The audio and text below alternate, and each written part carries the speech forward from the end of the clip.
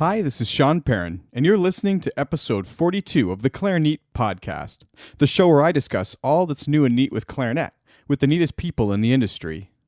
Today, I speak with Tom Kmiecik, who is the Artist Relations Specialist with D'Addario Woodwinds. We discuss the importance of artist relations within a large corporation, what Tom's job entails on a day-to-day basis, and much more about Tom's experience, for example, studying Las Vegas and all sorts of really great stories. The giveaway for episode 42 and 43 is a D'Addario X25E mouthpiece valued at approximately $99 US. I've had the chance to try this mouthpiece out myself for quite a while now, and I have to say I absolutely love it.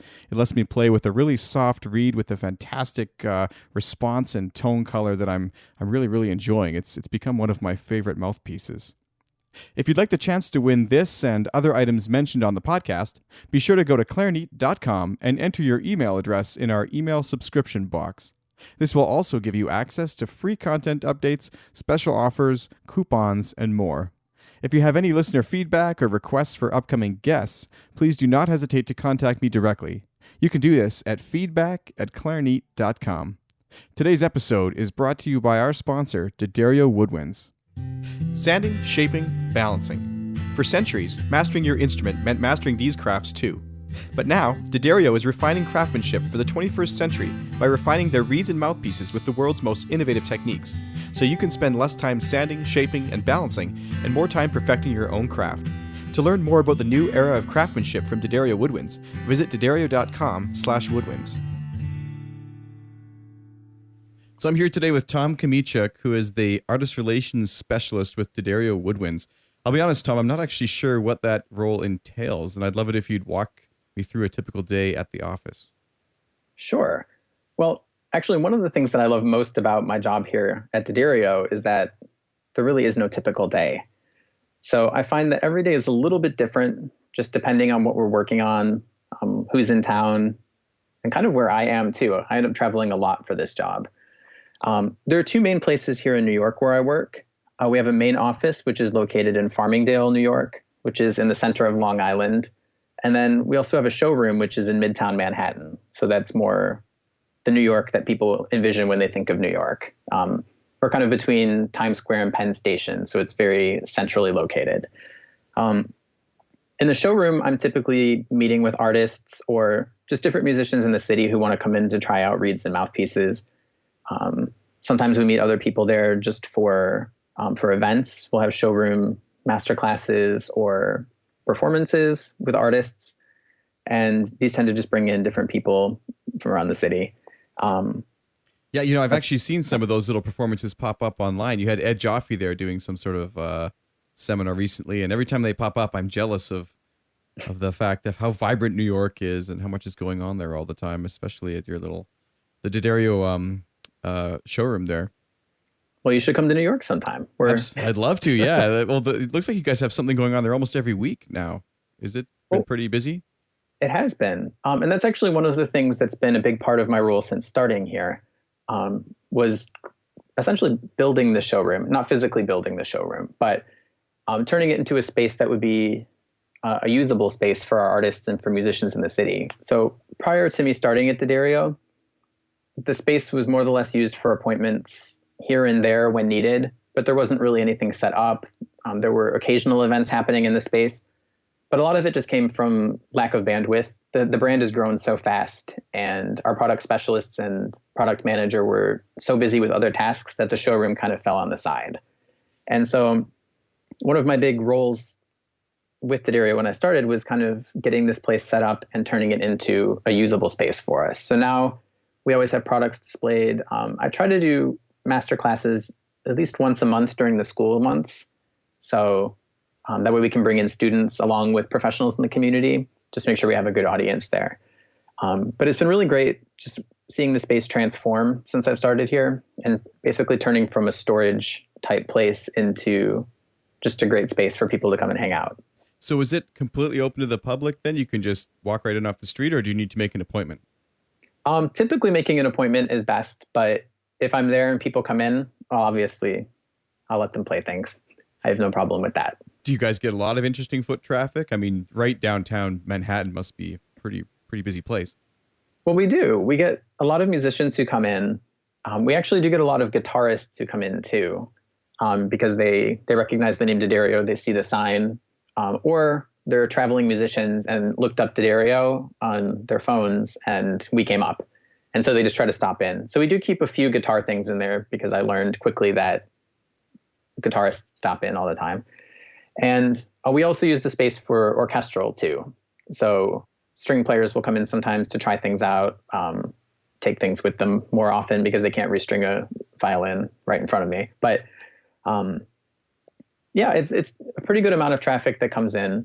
We do have a nice working relationship with Buffet, who's actually downstairs from us, which is fantastic. They're located on the 4th floor of the building. We're on the 5th floor. So it's been great because we bring in sometimes different audiences of clarinet and saxophone players, and we can help showcase each other's offerings and we can help showcase each other's showrooms to our audiences. So who's the coolest person to walk through that door? I mean, you guys are D'Addario has a lot of really interesting artists under their umbrella, like Mark Nuccio, Henry Bach, Laurie Bloom, and even Kenny G. Is there anyone who stopped by of interest? I guess probably the first big name that I had come into the showroom once I had things set up was Richie Hawley. And he's somebody that I hadn't met before starting at D'Addario. So, sorry, I'm kind of laughing because I actually did meet Richie before I started at D'Addario, but I think he forgot. So, this doesn't need to be in there, but I can tell you. I auditioned at Cincinnati for my doctorate, and it was the worst audition I've ever had in my whole life. And I think he forgot about it, which is good. That's good, yeah. it was horrific, and I think he forgot about it because when he met me starting at this role, he said, "Oh, it's very nice to meet you." And he's like, "You look really familiar, but I can't remember where." I was like, "Oh no, I don't think we've met before." Yeah, and you're like, "Don't remember." And it's fine. It's fine. You probably would laugh about it now, but at that point, I didn't want him to know. Oh yeah, I was that terrible student who couldn't play Mendelssohn's Scherzo for you. But he was one of the first people who I set up a showroom event for when I started with D'Addario, and it was just really great to get to work with him in that space. Do you also deal with ensembles or just individual artists? I do deal with ensembles. Not so much on the clarinet side of things, though, because there aren't a ton of clarinet ensembles. But we do have a number of fully endorsed saxophone quartets. We have the Oasis Quartet, Mana Quartet, Zizek's Quartet, which are pretty big names in the saxophone world.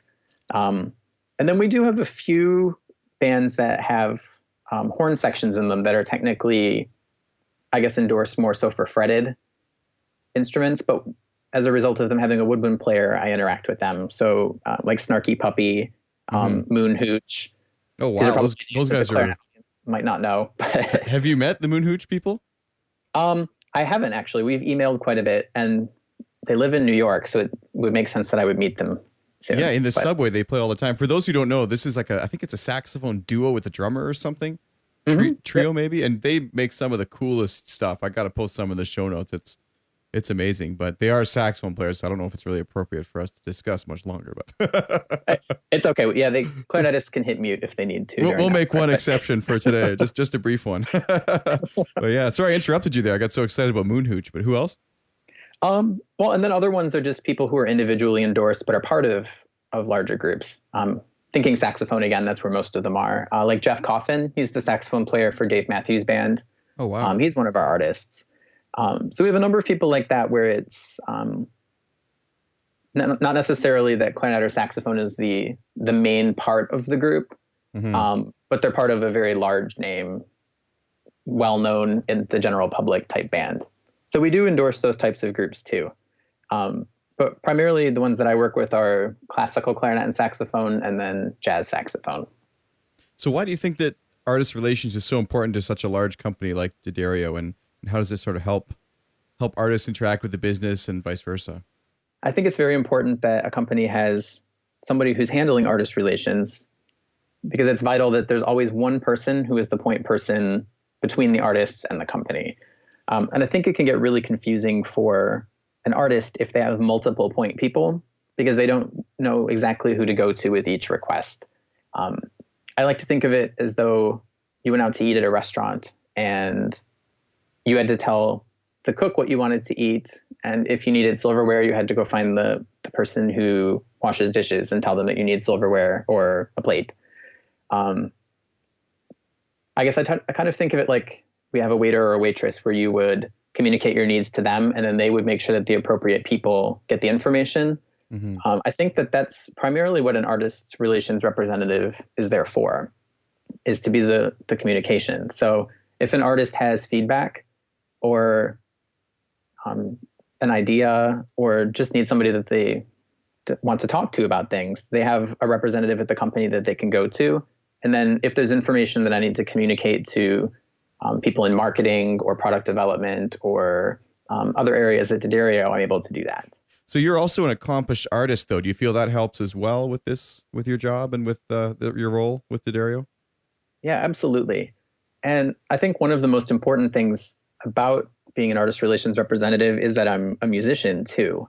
Mm-hmm. And I think that that's a huge asset to a company to have the thought of putting a musician in this type of role rather than a business person, even though I have to do some business type things like budgets and spreadsheets and those types of things. And lots of acronyms that always come with the business world. I have to learn all of those. So there was a learning curve on that end. But as a result, when the artists come to me and talk about specific performance issues or performance suggestions about products, I understand what they're talking about. Mm-hmm. So they can say, I just went and played Bolero on your new E-flat clarinet reed, and I found this and this and this when crossing the break, and in the lower clarion it did this, and in the throat tones it did this, and I understand exactly what they're talking about. And if I were a business person, I would have no clue what they were talking about at all.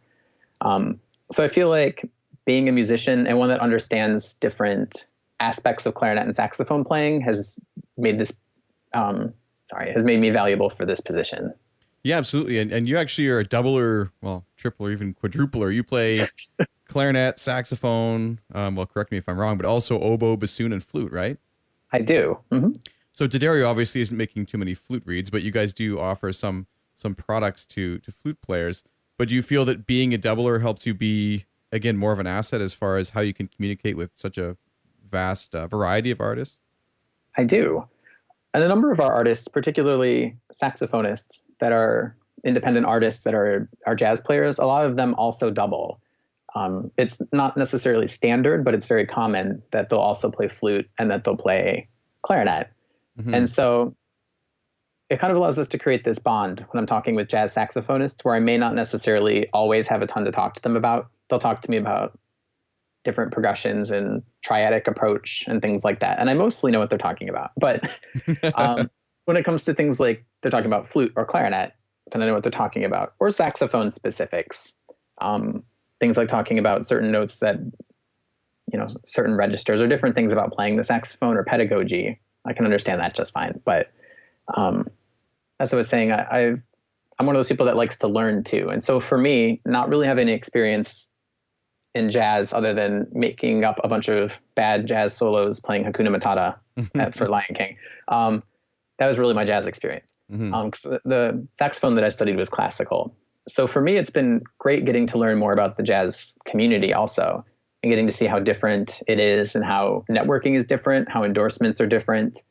And just priorities in general are a little bit different for the jazz saxophone community than it is for the classical clarinet community. And so for me, it's been great to just learn about the types of things that make them tick and what they're looking for. Totally. And you actually earned your DMA in music performance at the University of Nevada, Las Vegas. That must have been really interesting to study in the city that never sleeps. What was it like? Would you share a story? Sure. Well, I can't share stories because what happens in Vegas stays in Vegas. So no, there's nothing bad happened there. But nothing ever. No, absolutely not. But no, Las Vegas in general was a great place to live. And I think many people have this idea that the casinos and the hotels are all of Las Vegas, because I get asked that question a lot when people find out that I went there. What was it like? Did you live in the Bellagio? But I didn't. I wish I would have. But instead, I lived in a house, which was nice too. Yeah, I just had a 3-bedroom house with my best friend over on the edge of town.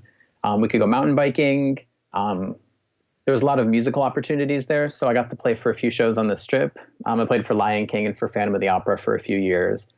I was also playing with the Las Vegas Philharmonic, the Nevada Pops Orchestra, Henderson Symphony. I got to do a lot of chamber performing.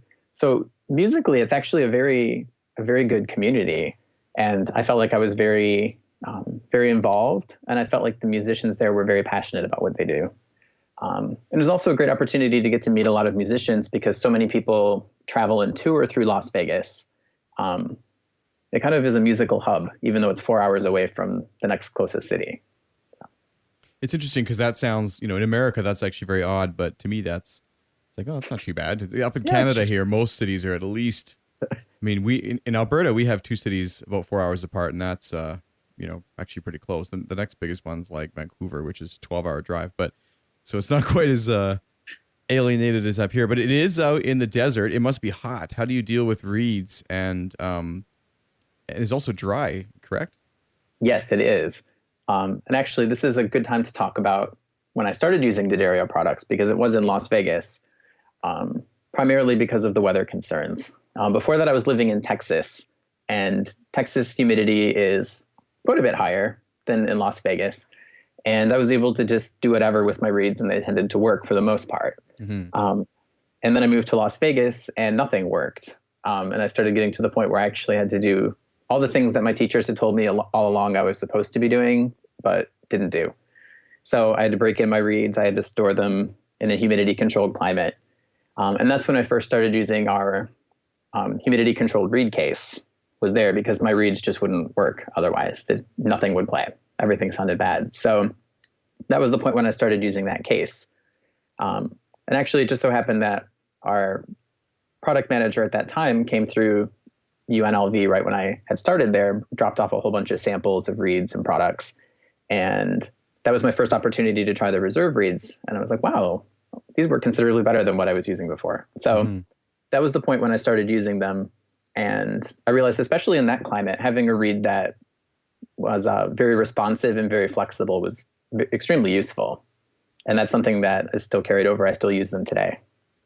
And how exactly does the Humidipack work then for people who haven't checked that out? It's like a little case with a product that you add in that's replaceable. It's basically a two-way humidity control pack. So when you put it inside of an airtight environment, like our reed case, it can either add humidity or absorb humidity, depending on the climate that's within the case. So in a place like Las Vegas, it was typically dry. So I'm assuming that it was adding humidity most of the time to keep my reeds from being completely dry and from warping, so they wouldn't dry out completely. And then in places like Louisiana, where I lived after that, I assume that it did the exact opposite. It was probably absorbing humidity to keep my reeds from molding. And so do you find you had to replace it more often in Las Vegas than, for example, now in New York? Yes, I had to replace it probably every, 4 to 6 months in Las Vegas to keep my reeds playing at their optimal condition. And then here in New York, they seem to last a lot longer. Yeah, it seems to be a similar sort of idea to the, there's a case now that actually does this for the clarinet, the whole instrument, and I think it's called a Lomax or something. Mm-hmm. Yeah, it's actually the same pack. It's just a bigger version of the pack. Oh, interesting. It's exactly the same. Because, yeah, I actually went to a seminar at Clarinet Fest this year talking about this, and it seemed really interesting, and it made a lot of sense to me that in order to maintain this optimal humidity, it kind of has to go both ways. Some people, they worry so much about getting their instrument and their reeds humidified, they actually go too far, and that can cause for instruments, cracking, and for reeds, definitely mold and things like that. So exactly, these two-way packs are really the way to go. They can both subtract and add humidity. But yeah, I don't know exactly how they work either. Maybe that's one next time for the product gurus over there. It's a mystery substance. They're for our purposes, it's magic. Exactly. Yeah, I had one actually at a show that I don't know what I was doing. They're kind of squishy, so they're kind of fun to just squeeze and play with while you're talking to people at shows, which is not good. And I actually had one explode on my hand, and I have no idea what it was. And I was worried I was going to turn into a mutant ninja turtle or something, but I didn't. But I think I'm pretty sure it's non-toxic or something. I'll have to check the thing afterwards. I don't think we should eat it. Oh no? No. I don't think it's toxic or anything, but I have no idea what it was, and it. Yeah, I'm pretty sure it's not toxic. We'll check it out, and yeah, I'm excited. Actually, I've got one of those packs to review here, and I can't wait to give it a go. I've had a lot of problems in Calgary here with reeds over the years, as everybody does. It's just so extremely dry, as it is down down in Las Vegas, I think. Yes. So you have done, I want to get back to the travel, because not only have you traveled a lot for teaching, but like you currently also travel quite a bit for work. And as a performer, you've traveled, of course. Do you have any travel tips for musicians or travel tips in general? I always like to touch on that a little bit. Sure. Well, for musicians, I think the best thing that I learned was to make sure that you're utilizing the time in airports and on the plane the best that you can. And I remember when I used to travel before, I would think of it as sleep time or Nintendo DS time. You know, it was just relaxing time. But I found that I can actually get a lot accomplished musically on the plane. So one thing I've been doing recently is I'll get scores in digital format from IMSLP, or sometimes I have physical scores if it's something that's not public domain. And I'll bring them on the plane. I'll go on Spotify and put some tracks on offline mode, so you can access them when you don't have a connection. And I can use it to score study. And for me, it's been a great way to learn just different pieces of literature that I hadn't yet experienced, and still keep my mind musically engaged while on the plane. That's such an interesting idea, actually. Have you switched to digital music completely then, as far as the iPad goes, or? No, I'm too old school. I haven't for books even. I'm one of those people. Yeah, some people can totally just latch on to the new like iPad for music or whatever. And some people, myself included, which is odd because I also consider myself like relatively tech savvy, but I still reach for my paper books and my paper sheet music all the time. And I just can't cross that bridge either. But yeah, I'm the exact same way. Even I just bought a new actual bassoon etude book the other day, and they had it in digital format, and it was considerably cheaper. But I'm looking right now, and I can see the paper copy sitting there. There's something about holding a physical copy and being able to write on it, and then being able to reference your notes easily, that for me is comforting. Yeah, absolutely. I don't know. I've struggled with it. There's people who swear by it now. And I guess I'd like to try it again, but I'm the same way. I like to have the actual paper or see two things at once, or I don't know, maybe it's just old school. The kids, all the kids listening to this nowadays are probably like, oh my God, who are these old folks up here? This is when they start fast forwarding. Yeah, exactly. Talk about the good old Skipping days. ahead. Yeah, the good old days. Back in 1999. Yeah. So that's a really interesting travel tip. What do you like for headphones on the plane? I actually have these noise canceling headphones that are fantastic, by Bose.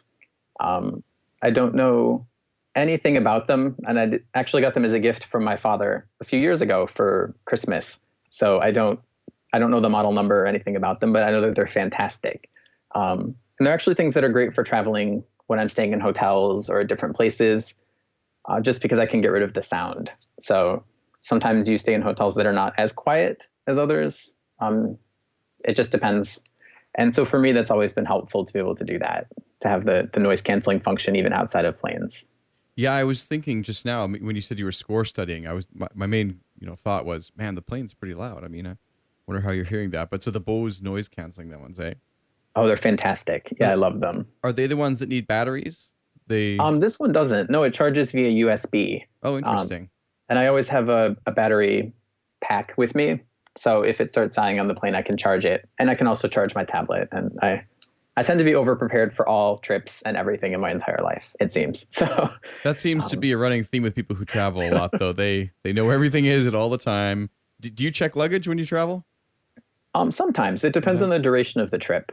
Yeah, if it's just a 2-day, then no, I can just carry that. But if it's a week, then usually I need to. I'm pretty good at packing compactly, but not that much. And typically I like to bring my instrument then if I'm going to be gone for more than 2 days. Mm-hmm. And so if I have my instrument and my computer, then those are my two carry-ons. Do you find travel to be an integral part of your role with D'Addario? Especially in the first year that I worked for D'Addario, travel was very important. There were a lot of people who I communicated with via email. There were big names in the clarinet and saxophone communities that it seemed very important to get to meet and have this face-to-face interaction and build an actual relationship with them as people versus just text on a page as an email. So I traveled a lot in the first year. I pretty much went to all of the big clarinet and saxophone shows, as many of the university clarinet days that I could make it to, smaller artist events. I tried to go to everything, and it burned me out a little bit. It was a little too much travel for me at my age. Not that I'm that old, but I still couldn't handle it.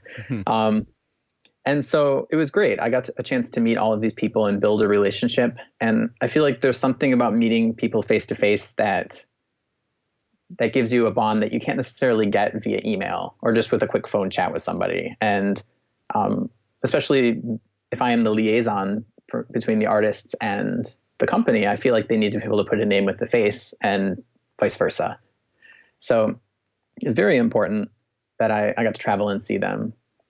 In the coming year, I think I'm going to be traveling a little bit less just for my own sanity. And that's more or less it, just for my own sanity. It got a little overwhelming being gone. If you travel 6 weeks in a row, it's kind of taxing. It tires me out. Oh yeah, you were all over the place this year. Yes, but I got to see lots of great places, which is nice. I meet tons of wonderful people. So it was absolutely worth it. Which I can say now, but if you had asked me in week 6 of the trip, I would have said the exact opposite. So. Totally. Well, no, I think it's such an interesting job that you have, and the role that you serve with D'Addario there is it's important for the community, and it sounds like it's fulfilling and enjoyable. And I think it's a really, really cool job. Yeah, absolutely. And I think I'm very lucky to end up where I have with this position. And if you had asked me even just 4 years ago where I would have been, I would have never guessed this. As you mentioned, I went all the way through school and got my degrees in music performance, primarily studying clarinet, but then studying the other woodwinds on the side as well. And I had all of these dreams along the way of wanting to do different things. I originally thought I would be a band director and then changed my mind quite quickly on that one. Then decided I wanted to be an orchestral clarinetist, and I did that to an extent. I played in some symphonies. And then I decided I wanted to do musical theater. And then I decided I wanted to be a university professor. I kind of went through all the different things. And I guess music industry was kind of the next one on the checklist. But it's not really where I thought I would end up. I really didn't think I would end up doing a role working for a music company. If you had asked me any amount of years ago, I would have never guessed this. But I'm really happy that I've ended up here and that I get to work with the great people that I get to work with here. Well, the cool thing about it, and Michael Lowenstern actually mentioned something kind of similar. Like when he was in school, he wasn't quite sure exactly where he was headed and things he was doing, but he knew he always wanted to perform. But then he started finding that the performance was just different than he thought it was. And when he left music to be an advertising exec, he was worried that he would no longer be regarded as a musician. But he found that he could actually be his most musical because all the time he spent on music was for him now. Yeah, absolutely. So do you find that you're pursuing your artistic goals along with your work with D'Addario? Absolutely. And that's something that New York is probably not one of the easiest places to make it into the scene as a woodwind doubler or a clarinetist. So I have been playing some shows and doing things here, not to the amount that I was when that was my source of income, when I was primarily freelancing. I was doing shows nonstop, playing musicals and doing concerts and various things because that was how I was affording to live. And now it's a little different because D'Addario is my primary thing. That's what I'm doing most of the time. And so I haven't been able to fully devote my entire time toward playing on Broadway or anything like that. But I have been able to develop a lot of great skills and still keep learning, like I was talking about before. I'm one of those people that always wants to keep learning. And so I'm constantly getting new music, new etudes, and I'm still out playing and doing gigs and things. And I still feel artistically fulfilled. But it's a great time for me to be able to build skills, especially on my secondary instruments, that I maybe didn't have time for when I was just performing nonstop. It gives me a little bit of an opportunity to breathe and reassess my playing and figure out exactly what I want to do.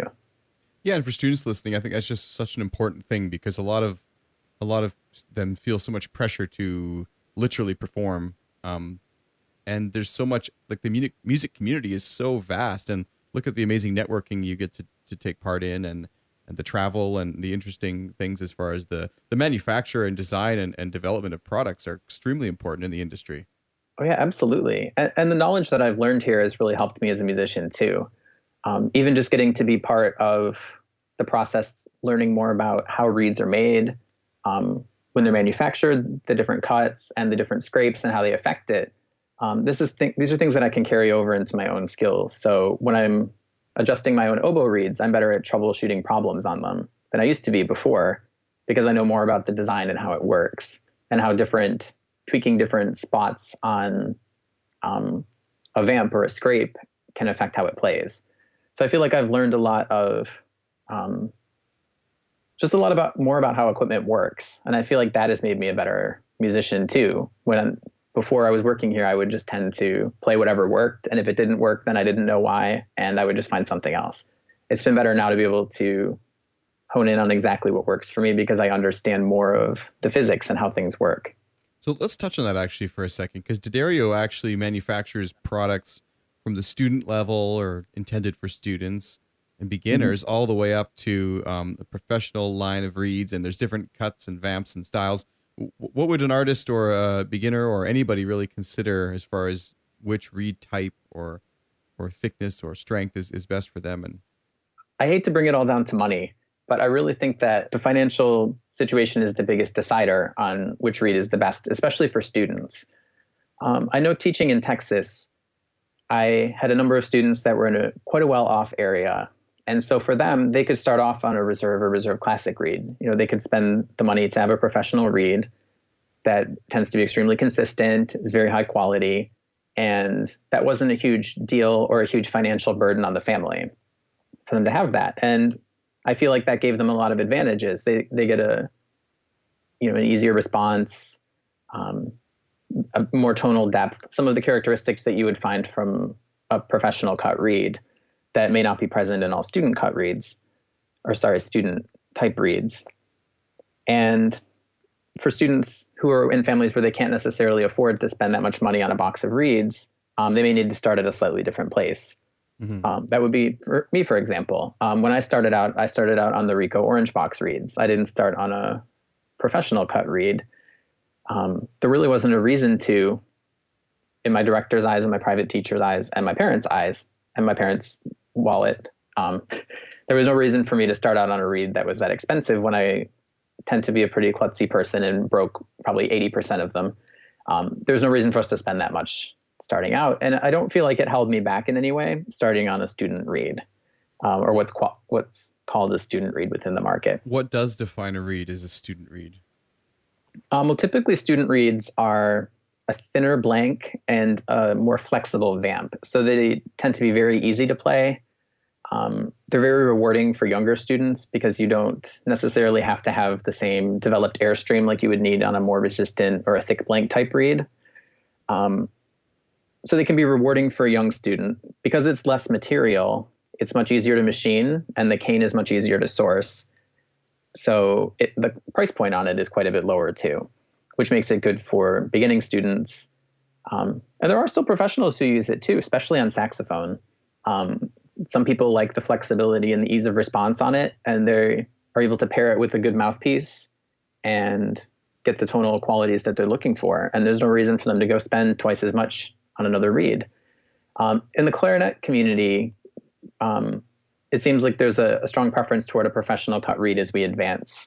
So moving beyond what we would call a quote unquote student reed, moving up to something like a reserve or reserve classic that provides a little more tonal depth, maybe a little bit more color, a little more character than a student type reed. So does it have to do that also with the cut of the type of the cane or the grade of the cane and how long it's aged, or what else goes into it? I mean, if the reeds at the student level are half as much as the more professional advanced ones, I guess I'm just wondering how it gets to that point. Oh, sure. Well, actually the cane now from our brand, I can't speak for anybody else. I don't know their process, but for us, we use the same grade of cane for all of our reeds. So wow. we don't split them. And I think in the past it used to be different than that. I don't know for sure, but I feel like when I was in school a long time ago, that the better or the more expensive cuts were better cane. I feel like that may have been the case, or I could have just made that up as a student. I don't know. But I know for a fact now that we use the same cane for everything. So that extends from the Rico line all the way up to the D'Addario? Yes. Wow. I didn't know that. Yep. Yeah, we're very particular now about how we select our cane. So if it's not good enough for a reserve reed, it wouldn't be good enough for a Rico reed either. That would be something that would be better used in a different project. And so really the main difference is, I guess, thinking about how cane grows. Growing the cane that's a thinner walled cane, it's much more common. So we grow more of it. And that thicker walled cane, like we would need for a reserve classic type reed or any type of thick blank reed, is less common, and we just happen to grow less of it. And it's more difficult to machine as well. So it puts more wear on the machines. So as a result, the price point ends up going up as all of these smaller things are put into there. It's the same thing with the size of cane. So growing the diameter of cane to get a bass clarinet reed or a contrabass clarinet reed, we grow much fewer of those tubes than we do of clarinet size cane. Mm-hmm. So that's one of the reasons why those reeds cost so much more. Well, yeah, if you think about it too, I mean, I don't know why this is just dawning on me now, but of course a contrabass clarinet reed is so expensive. It literally contains the material of 5 or 6 normal clarinet reeds.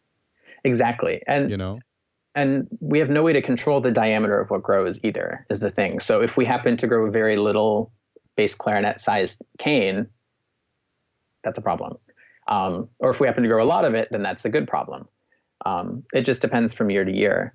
And that's one of the reasons why it's great that we have fields in 2 different locations, because we are able to grow, not only do they have opposite winters, so we can grow cane all year, but it increases our odds of getting the right size diameter cane. So we aren't having to purchase cane from outside sources or use cane that's not of the right quality. If we were only sourcing our cane from one place, if we had a bad winter or something happened, we could end up having to use inferior cane to create reeds, and that's a problem we don't want to deal with. So as far as the size then, or the strength, one of the things that always kind of bothers me is when people refer to the number as the size of the reed, because like to me the reed is still clearly fitting on the mouthpiece. It's still sort of the same size. But you're telling me though that the student versus the professional models, the cane becomes thicker and like literally is getting bigger. Is that correct?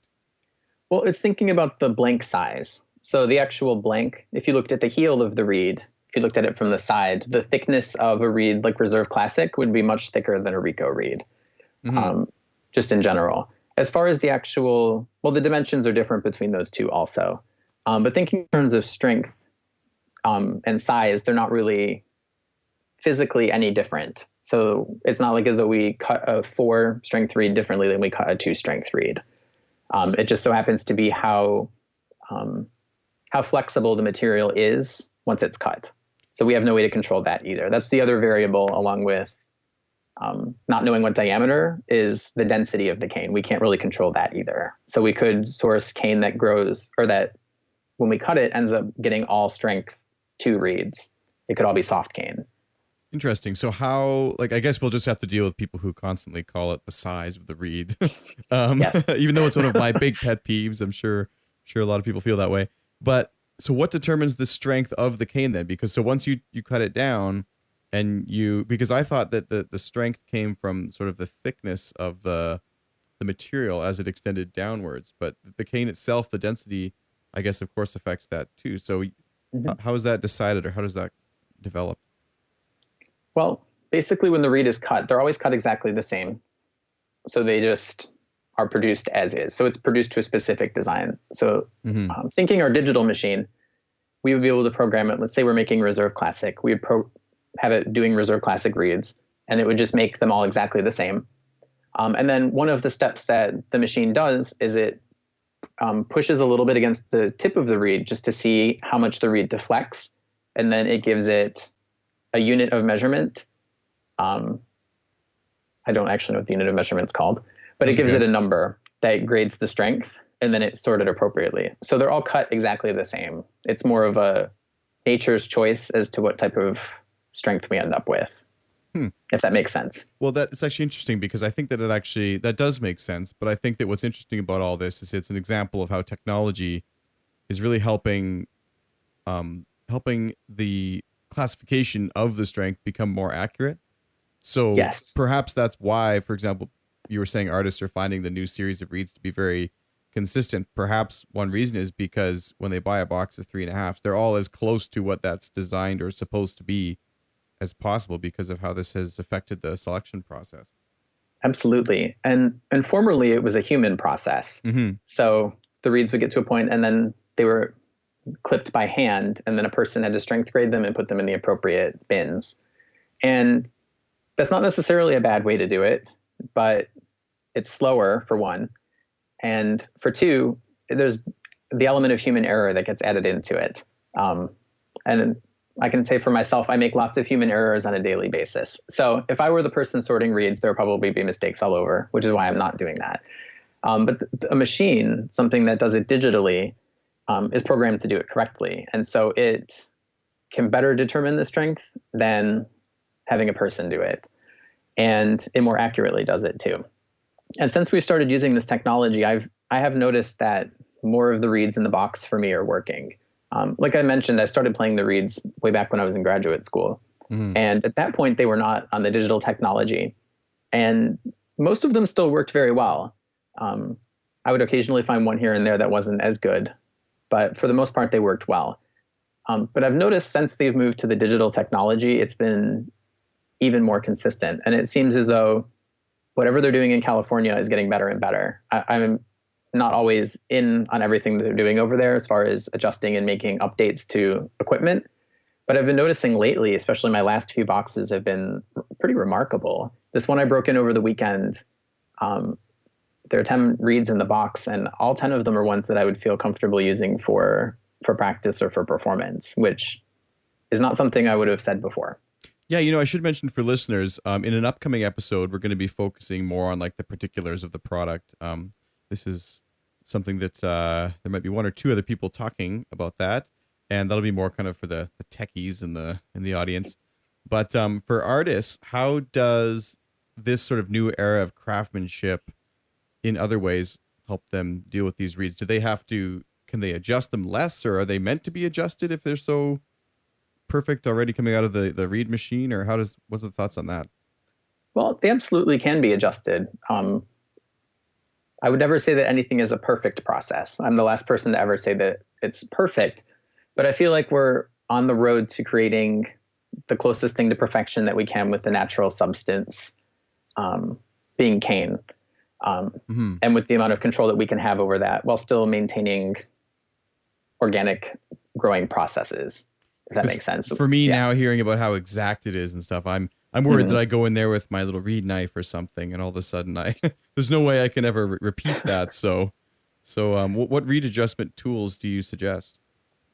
Well, actually, for clarinet, I haven't been adjusting my reeds at all lately, which sounds very cheesy, like I'm trying to advertise, but I'm really not. I haven't been having to do anything to them.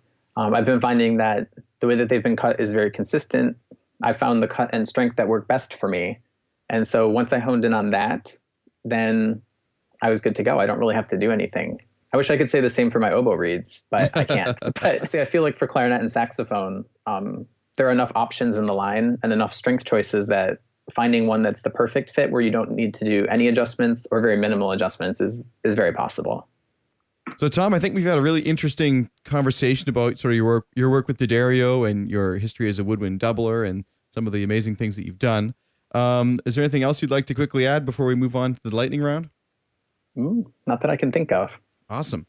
Well, let's do this then. So the lightning round is a series of short questions which are all designed to be answered in under a minute each. And I think that these are always interesting because we get some really interesting insight into what everybody is doing and reading. And listeners, this is the chance too where like you can get some cool insight as far as which books you should be checking out or adding to your reading list. So the first question, if I was to walk over to your music stand right now, what would I find? Well, as luck would have it, I'm in my practice room right now, and my music stand is directly next to me, so I can tell you exactly what's on it. I know, we lucked out. So I have a bassoon reed case, the Fairling studies for bassoon, which are where the Rose studies for clarinet were adapted from. 3 oboe reeds, a pencil, some plastic, and an old mouthpiece patch. So basically just a big mess of stuff. I really need to clean this room. So is the plastic just some random piece of plastic? No, it's from the clarinet reeds I was breaking in over the weekend. Rather than throw the trash away, I put the plastic on my stand. Fair enough. So what is one book that you'd recommend to all clarinetists? And it doesn't have to be a music book.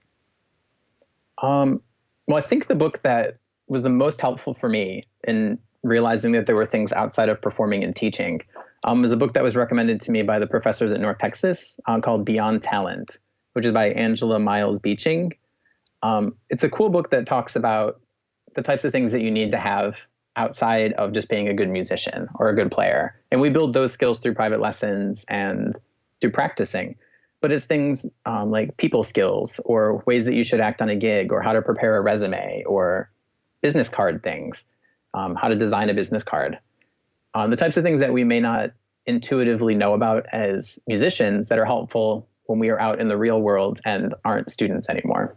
Oh man, that's right up my alley. I'm going to definitely be checking that one out. And for listeners, as always, I'll throw links up to these in the show notes. If you are right now driving, scrambling for a pen, you don't have to do that. Just relax. clarinet.com and search D'Addario in the search bar, and this one should come up. What is the best piece of advice you have ever received, and who gave it to you? I guess the one that sticks out to me was actually from Marina Sturm, who was my former clarinet teacher. This is one that was not just advice for clarinet playing, but was good for life in general. I tend in general to get on myself when things go wrong. This was true as a musician and as just an everyday person. Like I forget to do something and then I just beat myself up over it. And Marina told me about an experience she had once when she was interacting with surfers, and they were talking about how they remain so carefree about everything, how they can just live and exist. And the big thing is thinking about mistakes and things that you've done wrong as being in the past. And she did this motion where she kind of threw her hand like over her shoulder, like you're throwing the worries or the care away. And I guess that's what they did. And she said for her, that's something that really resonated. And it did the same for me, actually. So whenever I do something wrong, I'm like, okay. And I oftentimes actually do the physical throwing of the bad thought over the shoulder. And it really does help. It helps me remain very calm when I mess up. That's so interesting, actually, to kind of turn this sort of mental energy into a physical discarding of that energy. I like that. And it works. And I miss a lot of I miss a lot of notes when practicing. And that's something it keeps me from getting stressed. I can do that and I go, okay, it's in the past, go back and do it again and do it right. And that's kind of helped me really develop good practice habits and just good life habits. I don't get stressed after practicing anymore because I just try to stay very stress-free about it. Do you think that's something that would be beneficial to students? I mean, a lot of teachers now have sort of methods with students where they're literally counting the number of times they tried something with little pennies on the stand or whatever. But do you think like the physical action of throwing away that negative energy works for younger students too, or? It might. I don't know if it would have worked for me. I think M&Ms would have worked best for me as a kid. Throwing the clarinet. No, oh, that works well too. No, don't do that. Don't do that. No, I remember actually when I was younger, we used to do the M&Ms moving across the stand, and then once you finished, you could eat them all. Oh, wow. My problem was I would eat and then I would go practice and get chocolate in my clarinet. But but no, I don't know, maybe when I was younger, that throwing over the shoulder thing wouldn't have meant as much. I don't think I would have really understood it. Yeah. But I think because I studied with Marina, she was my teacher for my doctorate. So at that point, I feel like I was already intellectually matured enough. That sounds very arrogant. For it to make sense. And so now I still do that motion all the time, and it just really helps. So what is your all-time favorite piece of music? And I know that's a tough one, but it is. I think this is, well, I almost just said this is the unanswered question, but I don't want you to think that that's my answer to the question. It's very deep. Yes, it really keeps changing all the time. And I always tell my friends this is one of the reasons why I don't have and will never have a tattoo, is because I never like anything long enough to do that. So pieces of music, I find so many different things that I like, and I keep discovering new music all the time. And every time I think I found a piece where I'm like, this is the coolest thing I've ever heard, then I hear something else and I like it better. And then I just keep experiencing new things. So, for example, like in high school, Pines of Rome was one of my favorite pieces, and I loved it. And then I played Mahler 1, and I thought, wow, this is the best piece I've ever played. I love this. And then I played the Michinski timepieces. Wow, this is the best piece I've ever played. And then Rite of Spring. And I don't even know how many things I've played where I've said, this is the best music I've ever played, or the best music I've ever listened to or experienced. And it just really helps. So, for example, like in high school, Pines of Rome was one of my favorite pieces, and I loved it. And then I played the Michinski timepieces. Wow, this is the best piece I've ever played. And then I played the Michinski timepieces. And then I played the Michinski timepieces. Wow, this is the best music I've ever played. Or the best music I've ever listened to or experienced. That's probably not the answer you wanted. You Well, probably wanted me to give maybe a way to No, I agree. It's a tough one. And I also do agree that it's hard to have like a definitive thing. And even me, like I kind of know where my exact top album is of all time, but I could never say what my favorite piece is. So I've often thought of revising this question. So maybe I should ask it this way. What's your favorite piece right now, this week or this day? Oh, see, that's the other thing. I don't even know if I know my favorite piece this week. What's on rotation right now? Favorite. What's on rotation? What was I listening to yesterday? The bad thing is I've just been listening to myself practice. I feel like that's horrible advice for students. But actually, it's actually probably very good advice. I mean, a lot of students actually don't listen to themselves. That's true. Practicing, even while they're practicing. I'll say this past weekend, I actually just realized all the practicing is done is I haven't done any listening or studying. It's all been just playing and working on reeds for oboe. And that's pretty much it. Well, now we can change that. Anyways, so we can move on. But okay. I can re-answer that one in a minute if we need to. I don't have a good answer. Sorry. Okay. If you could meet any musician or composer, past or present, who would it be and why? I think if I could only meet one, it would have to be Alberto Ginastera, the composer who wrote the famous Variaciones Concertantes that clarinet players love to hate with that run. The run. I don't even need to talk more about it. The run. I wrote my dissertation on Ginastera's that particular piece, and performance practices for clarinet. And as part of the study for that, to be able to talk a little more about the background of the piece and the theory in it, I purchased the scores for all of his other works and studied them all so that I could have a better understanding of his compositional output. And so for me, I feel like I would have so much that I'd want to ask him about just his style and why he made certain decisions on things and just about his life. He's a very interesting person. And I feel like I would just have so much to talk to him about. Yeah, I think that so much of of music is inspiration to me anyways. And I always think about the people I really would have loved to go back and meet. And I think sometimes it's almost sad that we don't get to, but it would be interesting to go back. But in a way, the mystery kind of keeps it there too. So have you thought of a piece you might? No, I was thinking I about want to try and drag a piece out of you here. I really want a piece of music. That's okay. I'll say the Mozart Clarinet Concerto. No, there we go. I do like the piece, but it's, after you've played it on, I don't know how many auditions, it's... Yeah. Maybe this piece that you just mentioned, I'll put a little link up to that, so... Yeah, the Ginastera, that's probably one that's a long-lasting favorite, I'd say. Even though I keep cycling between favorite pieces, that's one that's probably stayed in the top 3 for a long time. Fair enough. Well, thanks so much for coming on the show today, Tom. If people are interested in finding you online, where can they do that? Do you have a Twitter, Facebook, website, etc.? I do. Well, I do have a website, which is probably the best place to go first because you can access my social media there without having to spell my last name. So it'll save you a lot of time and anxiety. So my website is tkwoodwinds.com.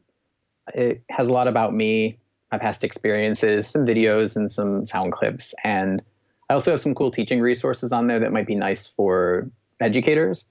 It has scale pages and register slurs and different things that are annotated that'll be helpful for students when they have fingering choices and things like that. And the website's actually something I feel comfortable sending people to now. My best friend, Steph, is a web designer, and she redid my website so it no longer looks like GeoCities circa 1996. And it's something I can now feel comfortable sending people to. On there's also a link to my Instagram, which is Kmiecik T, if you want to find it that way. And then I'm also on Facebook.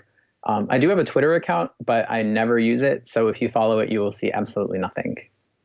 Awesome. I'll have to check that out. And as always, I'll share links to all your social media and everything in the show notes there so people can follow or check it out if they like. Thanks so much for coming on the podcast today, Tom. Is there anything else you'd like to quickly share with the audience before we wrap up? Well, I guess it's something I'd really like to share with you. I just wanted to say thank you for creating Clarinet. I really think it's awesome that we have a podcast that is for the clarinet community. I see it for other communities, and people have been using them for years as a resource. And I think it's something that we've needed to help get information out there and I'm glad that it exists. So I just wanted to say thank you for that, for creating it. Oh, thank you so much. I really appreciate that. I really look forward also actually to chatting with some of your colleagues next week about the amazing things that is happening with D'Addario and the new era of craftsmanship that we've been hearing about on the sponsored ads. And actually, that's one more thing I'd like to say is that I'm so appreciative of the relationship that we've developed over the course of the last few months here with D'Addario. And this podcast would not have been possible thus far without that support. It's very much appreciated. Oh, you're very welcome. So thank you so much for coming on the show, Tom. And I look forward to speaking with you, hopefully in New York when I get the chance to come down there someday. Yeah, definitely.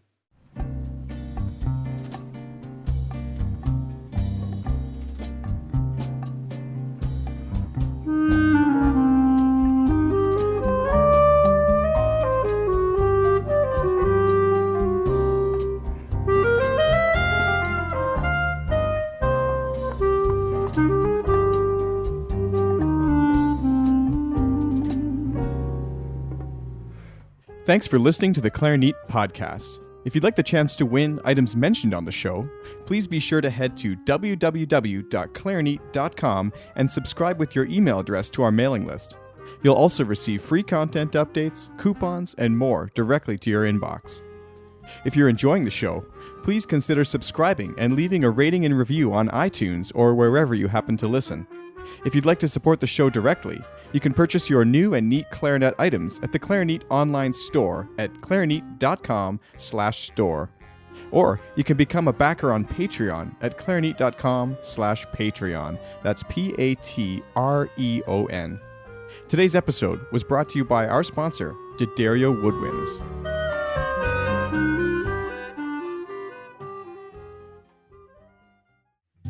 Sanding, shaping, balancing. For centuries, mastering your instrument meant mastering these crafts too. But now, D'Addario is refining craftsmanship for the 21st century by refining their reeds and mouthpieces with the world's most innovative techniques, so you can spend less time sanding, shaping, and balancing, and more time perfecting your own craft. To learn more about the new era of craftsmanship from D'Addario Woodwinds, visit D'Addario.com/Woodwinds.